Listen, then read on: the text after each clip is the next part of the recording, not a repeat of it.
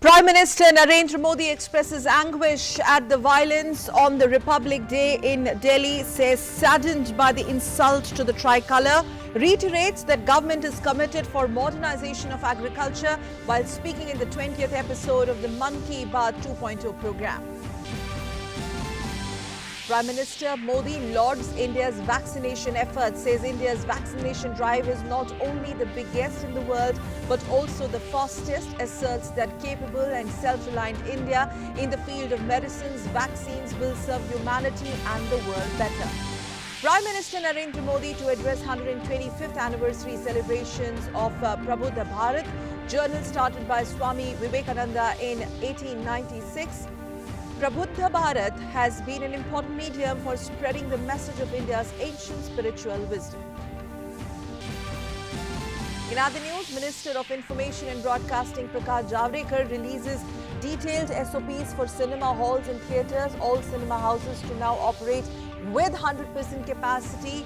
Theatres to ensure staggered show timings to avoid crowding, frequent sanitization and following of all COVID protocols important. As many as 84 people arrested, 38 FIRs registered so far in connection with the violence that broke out during the Farmers' Tractor Rally on Republic Day.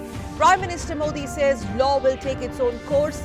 Meanwhile, forensic team collects evidence from Red Fort premises, which was the epicenter of January 26th violence.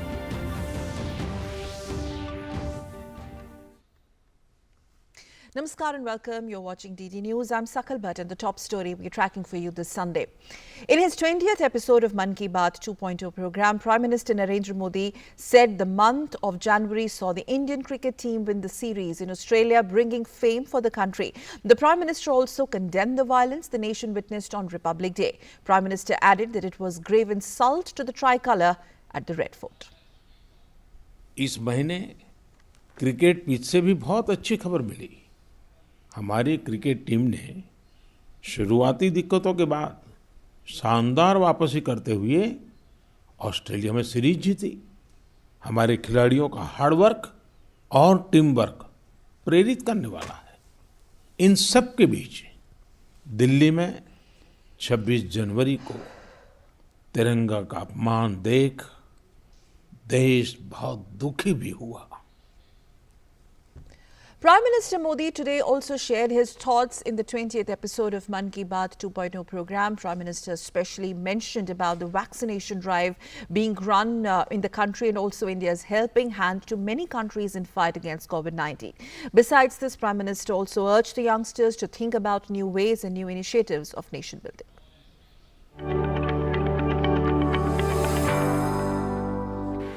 In the 20th episode of his Mann Ki Baat 2 program, Prime Minister Narendra Modi also made a special mention about the ongoing fight against coronavirus infections in the country. He said that besides being an example of Atmanirbhar Bharat, the world's largest vaccination drive is also an example of Atma Gaurav or self-respect. Amid the COVID-19 pandemic, India is continuously extending a helping hand to many countries in the world.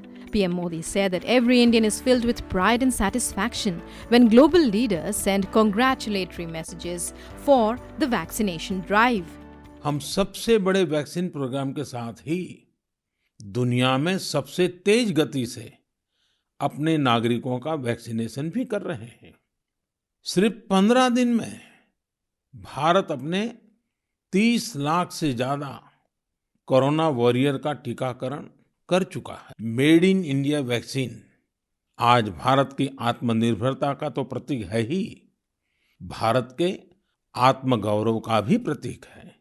संकट के समय में भारत दुनिया की सेवा इसलिए कर पा रहा है क्योंकि भारत आज दवाओं और वैक्सीन को लेकर सक्षम है, आत्मनिर्भर है।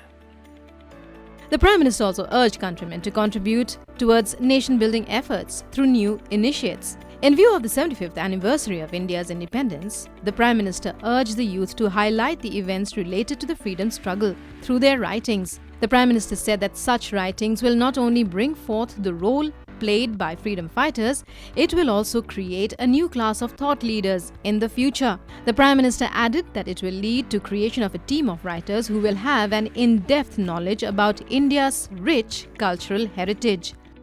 देश के स्वतंत्रता सेनानियों के बारे में, आजादी से जुड़ी घटनाओं के बारे में लिखे। अब जबकि भारत अपनी आजादी के 75 वर्ष मनाएगा, तो आपका लेखन आजादी के नायकों के प्रति उत्तम श्रद्धांजलि होगी। यंग राइटर्स के लिए इंडिया 75 के निमित्त एक इनिशिएटिव शुरू किया जा रहा है। इससे सभी राज्यों और भाषाओं के युवा लेखकों को प्रोत्साहन मिलेगा। देश में बड़ी संख्या में ऐसे विषयों पर लिखने वाले राइटर्स तैयार होंगे जिनका भारतीय विरासत और संस्कृति पर गहन अध्ययन होगा। हमें ऐसी उभरती प्रतिभाओं की पूरी मदद करनी है। Apart from this, PM Modi also appealed to the youth to prominently publicize innovative slogans for road safety. In this regard, the Prime Minister complimented the efforts of the Border Roads Organization for the innovative slogans and signs with safety warnings. The Prime Minister urged the youth to think of creating such innovative slogans and sharing them on the MyGov portal. Border road organisation जो सड़कें बनाती हैं, उससे गुजरते हुए आपको बड़े ही innovative slogans देखने को मिलते हैं। This is highway not runway, या फिर be mister late than late mister. ये स्लोगन्स सड़क पर सावधानी बरतने को लेकर लोगों को जागरूक करने में काफी प्रभावी होते हैं। अब आप भी ऐसे ही इनोवेटिव स्लोगन्स या कैच फ्रेजेस माईगॉव पर भेज सकते हैं। आपके अच्छे स्लोगन्स भी इस अभियान में उपयोग किए जाएंगे।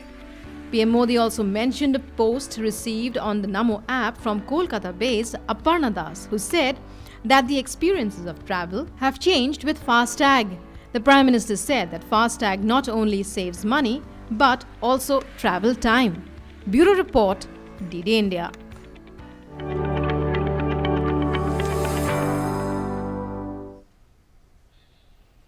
And Prime Minister Narendra Modi will be addressing the 125th anniversary celebrations of Prabuddha Bharat today. And this is the event which is being organized by Advaita Ashram Mayavati. Prabuddha Bharat is a special journal closely associated with Swami Vivekananda himself. It is a monthly journal of the Ramakrishna order started by Swami Vivekananda way back in 1896. Prabuddha Bharat has been an important medium for spreading the message of India's ancient spiritual wisdom. The publication of the journal began from Chennai, which is formerly Madras, in 1896 and then continued to be published there for 2 years, following which it started getting published from Almora in Uttarakhand. Then later on in April 1899, the place of publication then later shifted to Advaita Ashram, and since then it's been based out from there. And some of the greatest personalities that have left their imprint on the pages of Prabuddha Bharat through their writings on Indian culture, spirituality, philosophy, history, psychology, art and other social issues.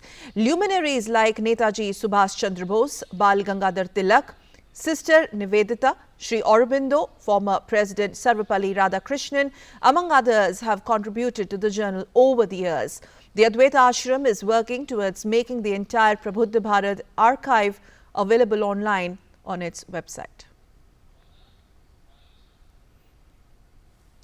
Ministry of Information and Broadcasting has also released standard operating procedures or SOPs for cinema halls and theatres on preventive measures to contain spread of COVID-19. Union Information and Broadcasting Minister Prakash Javadekar has informed that cinema halls in the country will be allowed to operate with 100% capacity starting from February. He said cinema halls have been asked to encourage online ticket bookings to encourage contactless bookings. The INB minister said that all COVID-related protocols will be followed. Sufficient gap between two shows should also be ensured to maintain proper sanitization and hygiene standards. Use of face masks, physical distancing, installation of Arogya Setu application will be mandatory. Staggered show timings will be encouraged to avoid crowding at any time. frequent sanitization of the premises is also something which needs to be followed. Speaking on multiple complaints against some of the serials available on the OTT platform, Information and Broadcasting Minister said that his ministry has received several complaints. Films and serials released on OTT platforms and digital newspapers, he said, do not come under the purview of Press Council Act, Cable Television Network Regulation Act or Censor Board. फरवरी में सारे cinema halls में जितनी सीटें हैं 100% capacity से cinema hall खुल सकते हैं। ज़्यादा से ज़्यादा ऑनलाइन बुकिंग हो, यह हम एनकरेज करेंगे। 2 शो के बीच में थोड़ा समय रहेगा ताकि भीड़, अचानक आने वाले और जाने वाली भीड़ एकदम ना हो। सैनिटाइजेशन और कोविड प्रोटोकॉल का पूरा सावधानी बरतनी होगी, लेकिन वहाँ के स्टॉल से खरीद करके ग्राहक थिएटर में खाने की चीज़ें ले जा सकता है। ओटीटी पर चलने वाले कुछ सीरियल्स के बारे में बहुत सारी शिकायतें सभी वर्गों से आई है, उसका संज्ञान लिया है। और जैसे आपको मालूम है, अभी तक ये आईटी कानून के दायरे में था और है, लेकिन अब जो न्यूज़ कंटेंट का पार्ट है, ओटीटी की फिल्में हो, ओटीटी प्लेटफॉर्म्स पर चलने वाले कार्यक्रम हो या डिजिटल न्यूज़पेपर्स हो, ना उनको प्रेस काउंसिल का कानून लगता था, न उनको केबल टेलीविज़न का कानून लगता था। तो अब एक सुचारू व्यवस्था जल्दी घोषित होगी कि उनका संचालन कैसे हो, इसके बारे में भी गाइडलाइंस आएगी। Union Minister Prakash Javadekar also attended the 29th Foundation Day of the National Commission for Women. He met and facilitated some heroes from the real-life COVID-19 women warriors. Also at the event, National Commission for Women Member Secretary Meeta Rajiv Lochan delivered vote of thanks and expressed the Commission's gratitude to all the dignitaries present in the Foundation Day. At the event, Union Minister said that Modi government aims to empower women. कि मोदी सरकार की हमेशा नीति रही है कि महिलाओं का सक्षमीकरण हो।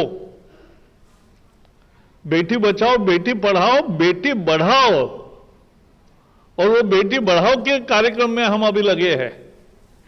हरियाणा में लिंगानुपात बदल गया।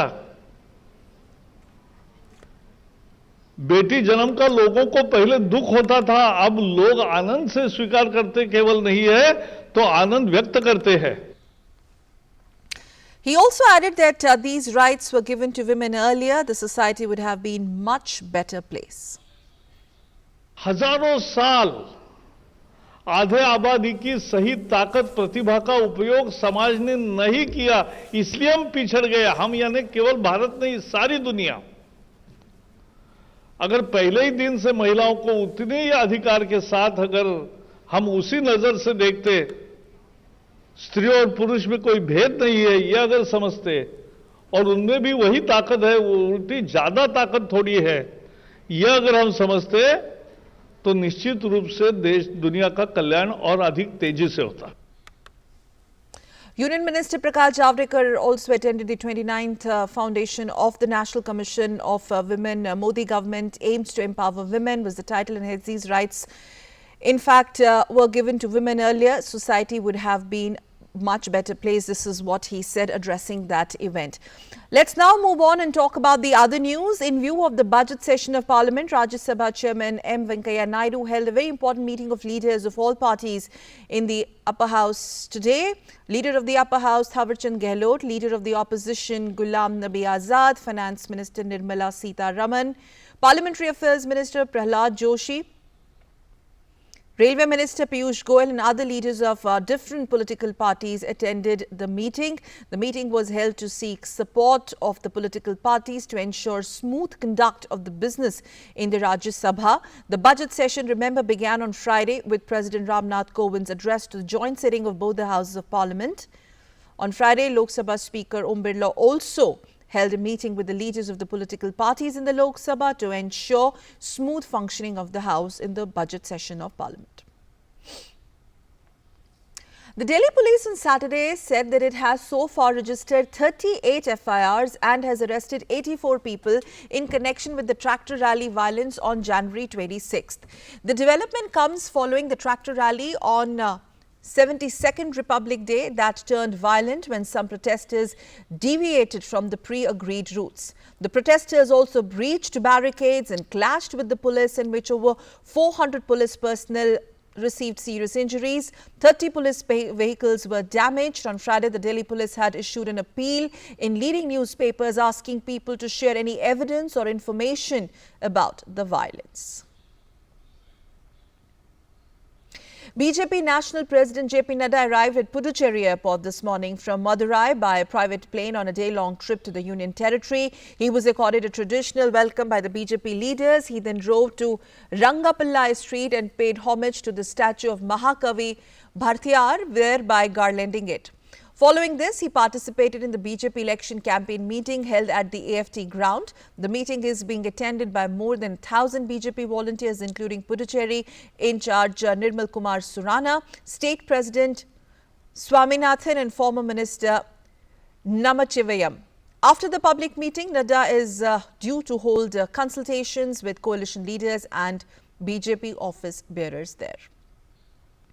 In fact, he addressed a BJP rally in Puducherry. Nadda said that people's enthusiasm gives him a clear indication that in the upcoming assembly elections, BJP will win over 23 seats in the Union Territory of Puducherry. He added that these people will see development in Puducherry led by a corruption-free government. Nadda added that Puducherry will change and Lotus will blossom there. With all your support, we will bring a change in Puducherry and Bharatiya Janata Party is going to come. Kamalam is going to grow. Kamalam is going to blossom here in Puducherry. That is what I would like to say. BJP President also launched a scathing attack on Congress and said in the past 35 years, Congress's governments in the Union Territory became synonym of bad governance and corruption. 35 years in the Congress ruling, 52% of the population is below poverty line. During Vajpayee time, Puducherry was given 70% of grant in aid. Remember, 70% Vajpayee gave as a grant in aid. But I am sorry to say that when Narayan Swamy became the Union Minister, who is the present Chief Minister, this was reduced to from 70% to 30%. This is what I would like to share with you. Which type of politics they are doing? What type of development they are doing? 70% was reduced to 30%. Moving on, the episode of disgruntled leaders of the Trinamool Congress deserting the party continues. Now, 5 rebel Trinamool Congress leaders have joined BJP yesterday in New Delhi after meeting BJP leader Amit Shah. The list includes former minister in the West Bengal government Rajiv Banerjee and 2 other sitting MLAs Vaishali Dalmia and Prabir Ghoshal. And apart from this, Bengali actor Rudranil Ghosh also joins the BJP. Amit Shah, Union Home Minister, expressed hope that their induction will further strengthen Bharatiya Janata Party's fight for Sonar Bangla. This is being considered, remember, as another jolt to the ruling Trinamool Congress led by Mamata Banerjee in the poll-bound state of West Bengal. And staying with West Bengal, we cut live to Howrah, where Union Minister Smriti Irani is addressing a rally there, a huge rally in Howrah. देश का ये गौरव है कि पराक्रम की धरती, पुरुषार्थ की धरती, जिस प्रदेश पर सदैव मां दुर्गा का आशीर्वाद रहा, उस पुण्य धरती पर आज विश्व की सबसे विशाल राजनीतिक पार्टी में बंगाल का हित चाहने वाले राष्ट्र प्रेमी जो सम्मिलित हुए हैं, उन सब का मैं भारतीय जनता पार्टी के नेतृत्व की ओर से, कार्यकर्ताओं की ओर से हार्दिक स्वागत, वंदन और अभिनंदन करती हूं। इस मंच की शोभा आज बढ़ा रहे हैं कुछ ऐसे कर्मठ नेता जिन लोगों ने वर्षों से भारतीय जनता पार्टी के संगठन को अपने खून पसीने से सींचा। ऐसे हमारे राष्ट्रीय महामंत्री आदरणीय कैलाश विजयवर्गीय जी, उनका साथ देते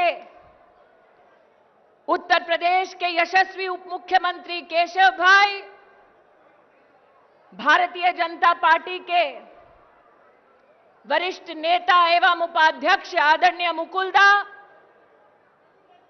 और जिनके पुरुषार्थ के माध्यम से पश्चिम बंगाल के कोने कोने में भाजपा के प्रति श्रद्धा और सशक्त हुई, ऐसे हमारे प्रदेश के अध्यक्ष आदरणीय दिलीप दा,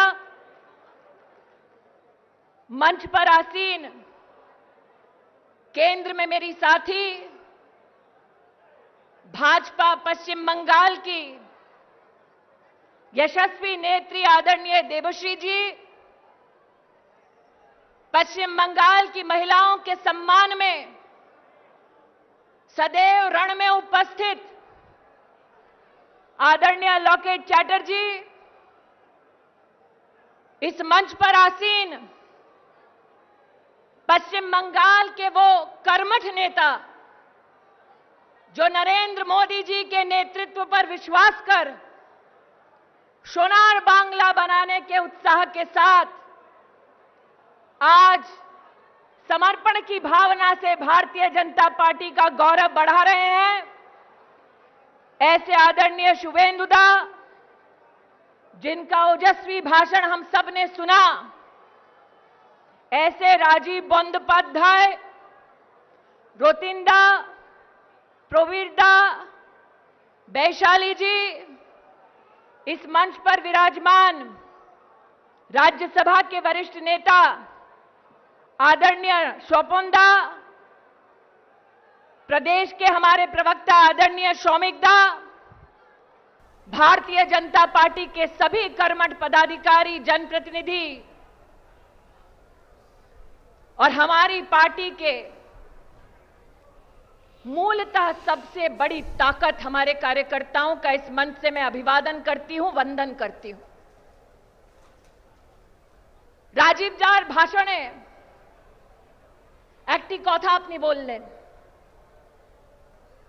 कि उस राजनीतिक पक्ष का कभी भी प्रदेश की जनता समर्थन नहीं कर सकती जो अपनों को अपनों से लड़ाती है, जो केंद्र की सरकार से मात्र अपने राजनीतिक स्वार्थ के लिए बैर रखती है।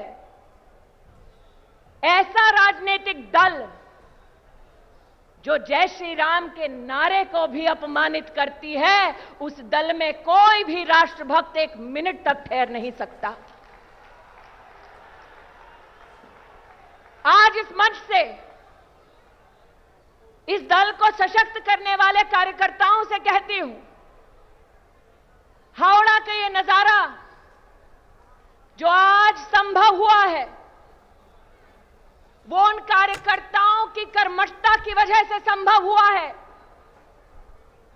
जिन्होंने अपने खून से सींचा है पश्चिम बंगाल के संगठन को, जिन्होंने अपने प्राणों की आहुति दी है। दीदी আপনাকে জানাতে চাই 130 থেকে 138 हमारे कार्यकर्ताओं की आपने बलि ली है। आज उस एक एक कार्यकर्ता की सौगंध, जो राजीव दा ने कहा चुपचाप चुपचाप पद दो छाप, पद दो छाप। एक एक कोने में आपको उस बलिदानी कार्यकर्ता के उस स्वर को सुनना पड़ेगा, जो मात्र पश्चिम बंगाल को सोनार बांग्ला बनाने के लिए वर्षों तक संघर्ष करता रहा। और संघर्ष किस लिए किया? ताकि विकास की गंगा हर घर तक पहुंचे।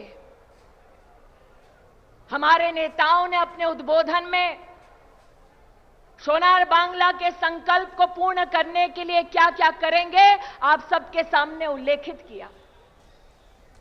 लेकिन आज मैं आपके सामने अपनी व्यथा को व्यक्त करना चाहती हूं। जब वैश्विक महामारी कोरोना ने देश के दरवाजे पर दस्तक दी, तब देश के प्रधानमंत्री नरेंद्र भाई मोदी ने आह्वान किया राष्ट्र का और कहा, हमारी राजनीति चाहे कोई भी रही हो, लेकिन मौत मंडरा रही है सर पर, हमें एक ध्वज के नीचे एकजुट होना पड़ेगा ताकि गरीब से गरीब नागरिक का हम संरक्षण कर सके। আর দিদি কি করলেন? লকডাউনে লুট করেছে টিএমসি। পুরো দেশে प्रधानमंत्री गरीब कल्याण योजना के माध्यम से 80 কোটি লোকদেরকে 8 মাসের জন্য নরেন্দ্র মোদীজি 5 কিলো চাল 1 কিলো ডাল দিয়েছেন। আর পশ্চিমবঙ্গে লকডাউনে টিএমসি চাল আর ডাল চুরি করেছে।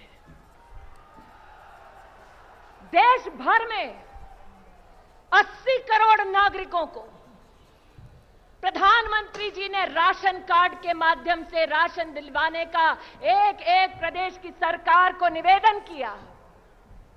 और बांग्लाয় दीदी की করেছেন? রাশন কার্ড নয়, কুপন দিয়েছেন। কুপন কাকে দিয়েছেন? যে তৃণমূল করছে ওকে দিয়েছেন। और रास्ते पर जब भूखी गरीब जनता उतरी, वो चावल और दाल मांगने जो नरेंद्र मोदी जी ने उनके लिए व्यवस्था में जुटाई थी, तब दीदी ने पुलिस को आदेश देकर गरीब भूखी माताओं बहनों नागरिकों पर लाठी चार्ज किया। दीदी আপনার সরকারের দুর্নীতিতে দেখুন, আপনারই একটা মন্ত্রী বলেছিল যে টিএমসির কাউন্সিলরটা গরিবের ডাল আর চাল চুরি করছে, আর আপনি কি করলেন? শুধু অফিসারকে ট্রান্সফার করেছেন। আপনার দলের একটাও নেতাকে আপনি ওর বিরুদ্ধে কিচ্ছু করলেন না। ये शायद भारतीय राजनीति में पश्चिम बंगाल में पहली बार हुआ है कि टीएमसी के अपने नेता सार्वजनिक रूप से कहने लगे, अरे दाल चुरी করছে, চাল চুরি করছে, দিদি বন্ধ করো বন্ধ করো, আর আপনি বন্ধ করলেন না। আমি আজকে জিজ্ঞেস করতে চাই দিদি, গরিবের প্রতি এত অন্যায়টা কেন করলেন আপনি? শুভেন্দু দা, দিলীপ দা, রাজীব দা বলছিলেন আমরা এখানে শিল্পী করব, लेकिन जहां पर उद्योग नहीं, उस पश्चिम बंगाल के एक एक बेटे ने देश के अलग अलग कोनों में अपने लिए नौकरी तलाशी। जब लॉकडाउन हुआ तो केंद्र की सरकार ने कहा कि उन बेटों को बेटियों को घर लौटाने के लिए हम श्रमिक ट्रेन देने के लिए तैयार हैं। और दीदी की করেছে বলেছে না না না না, এটা তো করোনা এক্সপ্রেস। আমি दीदी आज के जिज्ञासा करते चाहे, क्या पश्चिम बंगाल का बेटा और बेटी जो देश भर में नौकरी की तलाश में निकले वो वायरस है? देश के इतिहास में पहली बार एक ऐसी मुख्यमंत्री जिसने अपने नागरिकों को प्रदेश में घुसने के लिए इनकार कर दिया और प्रधानमंत्री जी के व्यवस्था को दरकिनार कर दिया। आज के दीदी আপনাকে জিজ্ঞাসা করতে চাই, শ্রমিকের আত্ম অপমান কেন করেছো? प्रधानमंत्री जी ने गरीब रोजगार योजना के अंतर्गत यह भी कहा कि हम हर घर लौटे श्रमिक को कम से कम 100 दिन का काम दें। दीदी देश भर में 50 কোটি ম্যান্ডেট থেকে বেশি কাজ সবাই শ্রমিকরা পেয়েছে, বাংলায় পায়নি। তাই জন্য আপনাকে আজকে জিজ্ঞেস করতে চাই, গরিব শ্রমিকের এত অপমান কেন করলে, এত ক্ষতি কেন করলে? मुझे नहीं पता कहाँ पे है। अच्छा डाल दिया আজ ठीक है, मिल गया। আমি প্রধানমন্ত্রীজিকে ধন্যবাদ জানাতে চাই। দিদি চাল দিতে চাইছিলেন না, প্রধানমন্ত্রী চাল দিয়েছেন, ডাল দিয়েছেন। ठीक দিদি গরিব মহিলার ব্যাংক অ্যাকাউন্টে টাকা দিতে চাইছিলেন না, প্রধানমন্ত্রী জনধন খাতায় পুরো দেশের মহিলাকে 30,000 কোটি টাকা স্টেট ব্যাংক অ্যাকাউন্টে দিয়েছে। আজকে আমি পশ্চিমবঙ্গের প্রধানমন্ত্রীজিকে ধন্যবাদ জানাতে চাই। দিদি গ্যাস সিলিন্ডার দিতে চাইছিলেন না, প্রধানমন্ত্রী উজ্জ্বলা যোজনা মাধ্যম থেকে পশ্চিমবঙ্গে 80 লাখ গরিব মহিলাদেরকে গ্যাস সিলিন্ডারটা দিয়েছেন। আর তাই জন্য আজকে আমি বলতে পারি, দিদি টিএমসি যাচ্ছে, বিজেপি আসছে। আমি অবাক হয়ে গেছিলাম কোভিডের মুহূর্তে দেবাশ্রী, দিলীপ দা বাড়ির থেকে বেরোয় নিজের ক্ষেত্রে গিয়ে জনতার হেল্প করতে চাইছিলেন। আর দিদি তুমি পুলিশ করেছো। पहली बार देश की राजनीति में ऐसा हुआ कि जनप्रतिनिधियों को घर में बंद करवाया गया ताकि कोविड में गरीब जनता की कोई मदद ना कर सके। आज दीदी से पूछना चाहती हूं कि बंगाल की गरीब जनता से इतनी दुश्मनी क्यों पाल ली आपने कि गरीब तक ना जनप्रतिनिधि पहुंचे, ना रोटी पहुंचे, ना नौकरी पहुंचे। इतना बड़ा पाप क्यों किया आपने? यार बात तो करो यार कोई। मैं आज हर उस भारतीय जनता पार्टी के कार्यकर्ता और जनप्रतिनिधि का अभिनंदन और आभार व्यक्त करना चाहती हूं, जिसने भारत सरकार के साथ साथ संगठन के माध्यम से गरीब जनता तक मदद पहुंचाई। और बंगाल का वो दृश्य कोई नहीं भूलेगा, महामारी में जब गरीब नागरिक त्राहिमाम कर रहे थे कि हमारे परिजन सरकारी अस्पताल में कब गए कब मरे, दीदी ने इसकी भी खबर नहीं होने दी। हमारे परिजनों को शमशान घाट पहुंचा दिया, दाह संस्कार कर दिया और हमें पता भी नहीं चलने दिया। দিদি আজকে আপনাকে জানাতে চাই, আপনি এত মহাপাপ করেছেন, बंगाल की जनता आपको कभी उसके लिए माफ नहीं करेगी। और बंगाल ने मात्र कोविड की पीड़ा को नहीं सहा, अम्फान की जो चेतावनी केंद्र ने 11 दिन पहले दी, दीदी आपने उसको भी नहीं सुना। কে ভাবতে পেরেছিল কি কলকাতায় 7 দিন লাইট থাকবে না? কে ভাবতে পেরেছিল কি আমফানের পরে 2 সপ্তাহ গ্রামীণ এলাকায় লাইট থাকবে না, জল থাকবে না? लेकिन दीदी आपकी वजह से ये हुआ। और जिस भारत की सेना को दीदी आप अपमानित करती रही, अंतोगत्वा वो सेना आई और दक्षिण कलकत्ता में जाकर जनता की उन्होंने मदद की। আর আমি অবাক হয়েছি জেনে, দিদি মোদিজি আমফানের জন্য রাজ্যকে 1000 কোটি টাকা অ্যাডভান্সে দিয়েছিলেন, কিন্তু আপনার নেতারা পঞ্চায়েতের মাধ্যমে টাকাটা লুট করে নিল। আপনাকে জবাব দিতে হবে कि কেন লুট হয়েছে। आज इस मंच पे अमित शाह जी हम सबको बहुत जल्द संबोधित करने वाले हैं और मैं जानती हूं कि अमित शाह जी ने बंगाल की धरती से बार बार ऐलान किया, बार बार आग्रह किया, दीदी आप किसान सम्मान निधि का लाभ बंगाल के गरीब किसानों तक पहुंचने दें। আমি জিজ্ঞেস করতে চাই দিদি, বাংলার কৃষকরা আপনার কি ক্ষতি করেছে? আপনি 2 বছর বাংলার কৃষককে কৃষক সম্মান নিধির লাভের থেকে বঞ্চিত রেখেছেন। অমিত শাহজি বারবার বলেছেন কি আপনি কৃষকদের তালিকাটা দিন, আমরা 24 ঘন্টা এক একটি কৃষকের ব্যাংক অ্যাকাউন্টে টাকাটা তুলিয়ে দিব, কিন্তু আপনি আজ অবধি তালিকাটা দিলেন না। क्योंकि दीदी ये जानती है कि टीएमसी में जब तक कट मनी नहीं आता है तब तक काम नहीं हो पाता है। और इसीलिए आज दिलीप दा कहते हुए मुझे अजीब लगता है कि आपके नेतृत्व में लोकसभा में जब यशस्वी परिणाम भारतीय जनता पार्टी को मिला प्रदेश में, तो दीदी का अपने कार्यकर्ताओं को पहला वक्तव्य ये था, हे काटमानी फिरत दाओ, काटमानी फिरत दाओ। प्रथम बार एक नेता सार्वजनिक बोले कि हाँ टीएमसी काटमानीटा निয়েছে। और जनता गई, दीदी तो आज के द्वारे द्वारे फिरছেন, जनता गई द्वारे द्वारे बोललो काटमानीटा फिरत दाओ। তাই জন্য আজকে বলতে চাই, যেখানে দুর্নীতি সেখানে টিএমসি, চাল চুরিতে টিএমসি, ডাল চুরিতে টিএমসি, ত্রিপাল চুরিতে টিএমসি।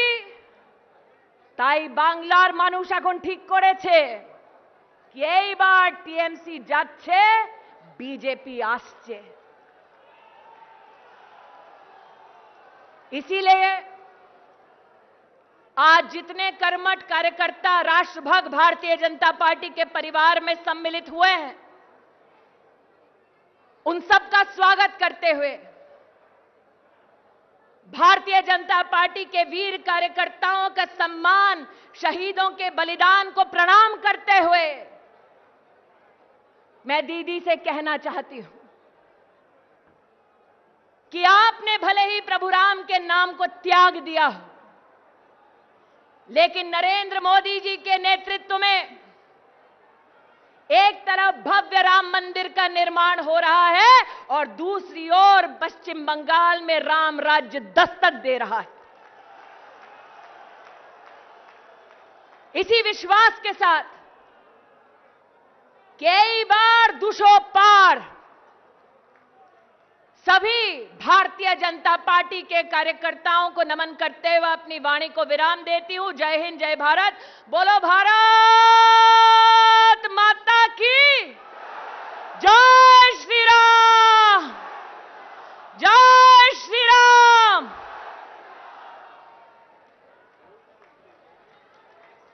नमस्कार, धन्यवाद केंद्रीय मंत्री स्मृति ईरानी।